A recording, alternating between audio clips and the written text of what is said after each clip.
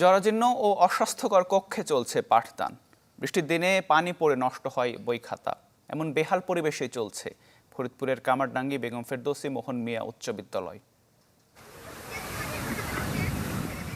নেই শ্রেণীকক্ষের দরজা জানালা, টিনশেড ভবনের দেয়ালে দেখা দিয়েছে ফাটল, খসে গেছে পলেস্তরা। এর মধ্যেই লেখাপড়া চলছে কামারডাঙ্গি বেগম ফেরদৌসী মোহন মিয়া উচ্চ বিদ্যালয়ে। ফরিদপুর সদরের নর্থ চ্যানেল ইউনিয়নের চরাঞ্চলের শিক্ষার্থীদের জন্য 2004 সালে স্থাপন করা হয় বিদ্যালয়টি। বর্তমানে সেখানে ষষ্ঠ থেকে দশম শ্রেণী পর্যন্ত ছাত্রছাত্রীর সংখ্যা 365 জন। 2019 সালে জাতীয়করণ হয়েছে ঠিকই, তবে নেই কোনো আধুনিক সুযোগ সুবিধা। আমাদের ওয়াশরুমের দরকার, একটা কমন রুমের দরকার।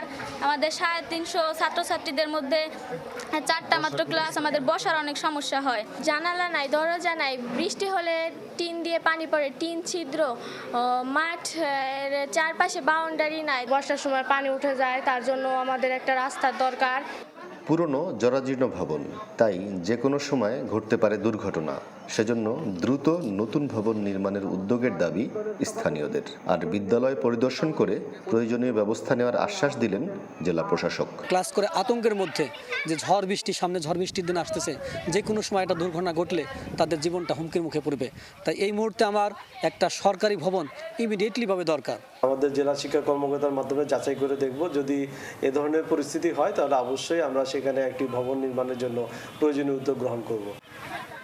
ছাত্রছাত্রীদের অসুবিধার বিষয়টি বিবেচনা করে দ্রুতই তার সমাধানের পদক্ষেপ নেওয়া হবে এমন প্রত্যাশা সংশ্লিষ্টদের।